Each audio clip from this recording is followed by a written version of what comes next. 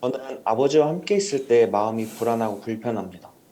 이럴 때마다 마음 알아차리기를 실천하고 있는 중인데요. 현재 혼자 살고 있기 때문에 아버지를 자주 볼 기회가 없습니다. 때문에 불안한 저의 마음을 개선하는 데 있어 마음 알아차리기가 충분한 방법인지 아니면 조금 더 적극적인 방법을 생각해 보아야 하는지 질문드립니다. 마음 알아차리기라는 거는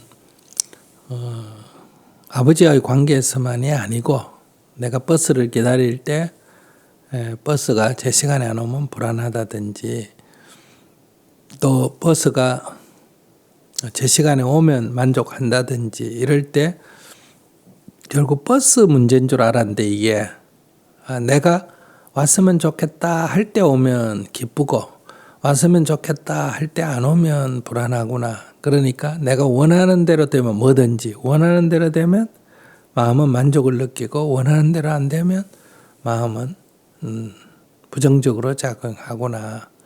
예를 내가 어떤 사람한테 약속을 했는데 30분 전에 도착했어. 근데 그 사람이 5분 늦었어. 그러면 왜 이래 늦었나? 이렇게 내가 문제 제기를 하게 됩니다. 그리고 그 5분 기다리는 게 굉장히 지루해요. 그런데 내가 10분을 늦게 갔어. 근데 이 사람이 안 왔어. 근데 이 사람이 10분 늦었어. 그러니까 20분 늦게 왔어. 그래서 본인이 막 어쩔 줄을 몰라. 아이고 미안합니다. 아이고 미안합니다. 늦었어 미안합니다. 그래도 내가 마치 성인처럼 아니요 괜찮아요. 늦을 수도 있죠. 뭐 이렇게 됩니다.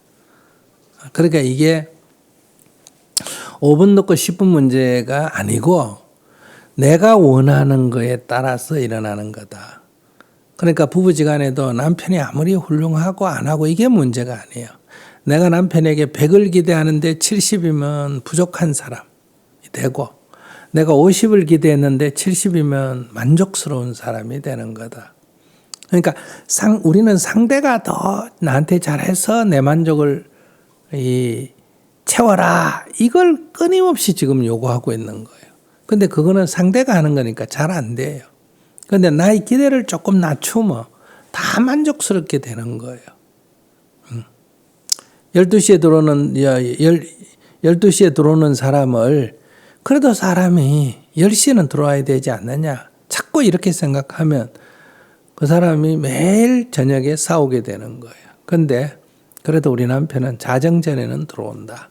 이렇게 생각하면 어쩌다가 한 번씩 늦지 거의 대부분 들어오게 되는 거예요. 그래도 우리 남편은 그래도 잠은 집에 와서 잔다. 이렇게 정하면 뭐 2시에 들어와도 아무 문제가 없어요. 그러니까 내 말은 그저 내가 다 양보해라. 이게 양보의 문제가 아니고 그 사람을 고치는 거는 대화를 해서 우리는 늘 노력을 합니다. 근데 그 사람을 고치는 거는 굉장히 어렵다는 거예요. 내가 나도 안 고쳐지는데 어떻게 남을 고치겠어요. 그러니 내가 그것을 어떻게 수용할 거냐.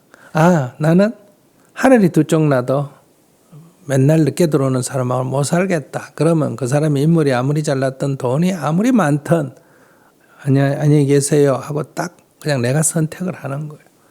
그런데 딴 거 다 괜찮은데 늦게 드는 거 이거 한 가지 때문에 문제다 하면 그 정도는 뭐 사람이 흠없는 사람이 어디 있노 하고 그 정도는 수용을 해버리면 문제가 없는 거예요. 근데 그런 결정을 내가 하는 거예요. 내가 주인이 돼서 내가 이 경우에 어떻게 할 거냐를 결정해야 되는데 자꾸 그 사람 때문에 문제다 하니까 내가 결정권이 없는 거예요. 그 사람이 바뀌도록 그 사람이 이렇게 해주도록 저렇게 해주도록 늘 매여 살아야 된다. 그게 노예 생활을 하는 거예요. 우리는. 자긴 잘나서 노예 생활을 하는 거예요. 그러니까 내가 결정을 하고 그 사람에게 맞게 그 사람이 어떻든 내가 결정한다 이렇게 생각하면 뭐 그 사람이 어떻게 하든 그건 그 사람의 인생이고 그 경우에 나는 어떻게 할 거냐. 내가 결정을 그걸 가지고 있다는 거예요. 자, 그런 데서 자기가 아버지하고 같이 있으면 불안한 심리가 있다 하면 어릴 때 야단 맞았거나 뭐 원인을 규명하면 여러 이유가 있겠죠. 그러면 심리학자는 그 원인이 뭔지를 규명을 해가지고 연구를 하고 이런 게 이제 학자가 하는 거고, 즉 자동차를 전문적으로 기술자는 자동차가 어떻게 움직이고 이런 걸 아는 거고, 이 운전자는 어떠냐? 그냥 자동차 시동 걸고 엑셀레이터 밟고 브레이크 밟고 핸들 돌릴 줄만 알면 되는 거예요. 그것처럼 우리의 수행자는 심리가 어떤 원리로 움직인다 이것까지 알면 이제 학자가 되고 이제 그걸 갖고 강의하는 사람이 되는 거고, 내가 내 인생을 운영하는 거는 불안하구나 하고 알아차리면 돼요. 왜 불안하지 이런 연구까지 안 해도 돼요. 불안하구나. 불안한 건 좋은 거냐 나쁜 거냐? 안 좋은 거예요. 그러면 불안하구나 하는 거를, 여기는 불안하구나 하는 것과 불안한 건 좋은 게 아니다 하는 것 두 가지가 결합을 하면 불안하구나 하고 알아차린다는 거는 곧 불안이 가라앉는다는 것을 의미하는 거예요.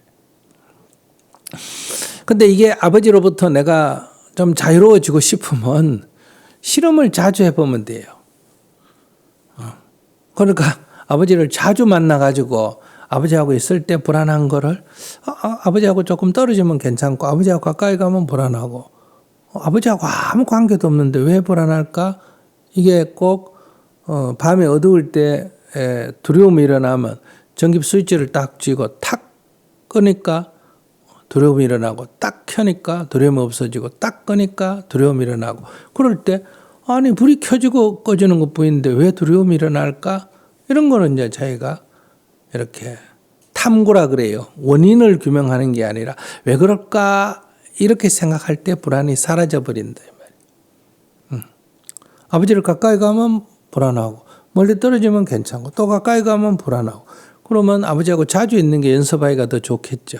그래서 수행은 자기 알아차림만 잘 있으면 안 맞는 사람하고 있는 게 공부가 더 빨리 돼요.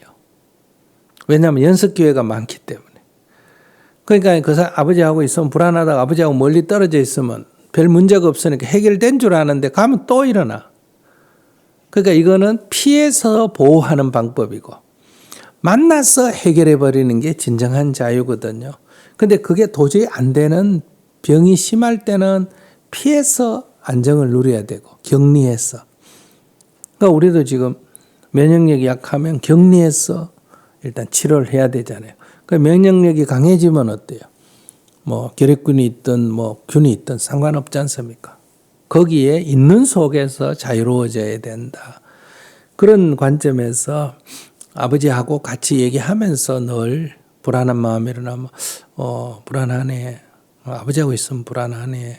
그래서 문제다가 아니라 왜 불안하지? 이런 정도로 관찰을 해 나가면, 연습을 많이 하면 금방 좀 좋아진다 이런 얘기예요. 강도가 약해진다. 전에는 막 도저히 거부 반응이 있어가지고 가까이 가기도 싫었는데 이제는 가면 연습하는 시간이니까 불안해도 괜찮은 거예요. 불안 안 하면 다행이고 불안하면 연습하면 되고, 그래서 불안하든 안 하든 상관없는 경지로 나아가게 된다. 저는 사실 이제 원인을 규명하면은 제 괴로움이 사라질 거라고 생각을 했었는데, 막상 제가 원인을 제 나름대로 규명을 해도 사라지지가 않아서 자꾸 오히려 더 생각 쪽에 빠진 것 같습니다. 스님께서 이제 좀 더 실천적인 방법을 제시해 주셔서 감사드립니다. 네. 원인을 규명하는 것도 좋은데, 원인을 규명한다는 게 실제로 탐구를 해야 되는데 우리가 원인을 규명하는 건 자꾸 생각을 합니다. 그래서 제가 원인 규명을 하지 말라는 게 아니라, 여러분들은 원인 규명에 너무 빠지면 자꾸 생각을 하기 때문에 번뇌가 늘어나는 거예요. 그래서 탐구, 그러니까 괴로우면 왜 괴롭지 이렇게 생각하는 게 아니라 정말 왜 괴롭지 하고 탐구를 해야 돼요. 탐구를 하면 사라집니다. 그건 대부분 여러분들이 90% 이상 자꾸 생각을 해요. 그래서 명상에서는 생각을 하지 말아잖아요. 그렇게 탐구하고 생각하는 건 서로 다릅니다. 탐구는 화두를 탐구한다. 과학자가 어떤 원인을 규명한다. 이게 탐구고, 생각은 노댕이 생각하는 사람처럼 머리를 가우뚱하게 하는데, 수행에서는 생각은 망상이라 그래요. 망상 피운다. 이렇게 말합니다.